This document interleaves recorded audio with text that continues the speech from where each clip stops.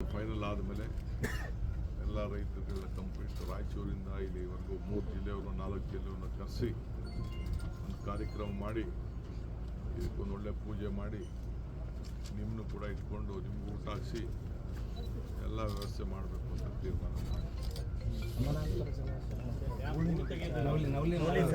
ಈಗ ಒಂದು ನವಲಿದೊಂದು ನನಗೆ ತೆಲಂಗಾಣ ಅವ್ರಕ್ಕಿಂತ ಆಂಧ್ರ ಪ್ರದೇಶವರು ಮುಖ್ಯಮಂತ್ರಿಗಳು ಟೈಮ್ ಕೊಡ್ತಾ ಇದ್ದಾರೆ. ನಾವು ಅದಕ್ಕೆ ಸಿದ್ಧ ಇದ್ದೀವಿ.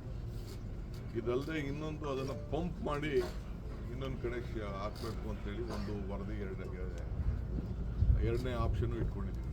ಅದಕ್ಕೆ ಬೋರ್ಡು ಅಲ್ಲಿ ನಮ್ಮ ಆಂಧ್ರ ಚೀಫ್ ಮಿನಿಸ್ಟ್ರು ನಮಗೆ ಯಾಕೋ ಮಾತಿಗೆ ಕೆಲವು ನೀರು ಹೋಗ್ತಾ ಇದ್ದಲ್ಲ ಅವ್ರಿಗೆ ಹೋಗ್ತಾ ಇದ್ದಲ್ಲ ಅದಕ್ಕೆ ಅವರು ನಮ್ಗೆ ಲಾಭ ಇದೆ ಅಂತ ಮಾಡಿದ್ದಾರೆ. ಎಲ್ಲ ಡ್ಯಾಮ್ಗೂ ಇದು ಸಮುದ್ರಕ್ಕೆ ಹೋಗ್ತಾ ಇದೆ. ಸೊ ಅವರು ಕೂಡ ನಾನು ರಿಕ್ವೆಸ್ಟ್ ಮಾಡ್ತೀನಿ ಏನಾದ್ರು ಕೂತ್ಕೊಂಡು ಬಗೆಹರಿಸ್ಕೊಳ್ಳೋಣ ಅಂತೇಳಿ ನಾನು ರಿಕ್ವೆಸ್ಟ್ ಮಾಡ್ತೀನಿ.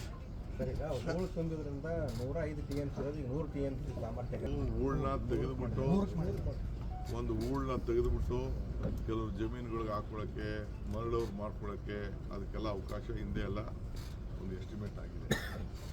ಈಗೂ ಕೆಲವರೆಲ್ಲ ಬರ್ತಾ ಇದ್ದಾರೆ.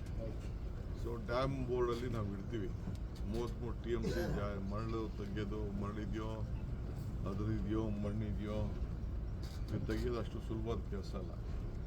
ಇದು ಯಾರು ಪ್ರೈವೇಟ್ ಅವ್ರು ಬರಬೇಕು, ಅವ್ರದ್ದು ಏನಾದ್ರು ಲಾಭ ಮಾಡ್ಕೊಳ್ಳೋದಾದರೆ ನಮ್ಮದೇನು ಅಭ್ಯಂತರ ಇಲ್ಲ. ಬಟ್ ನಾವು ಬೋರ್ಡಲ್ಲಿ ಇದನ್ನು ತೀರ್ಮಾನ ಮಾಡಬೇಕು.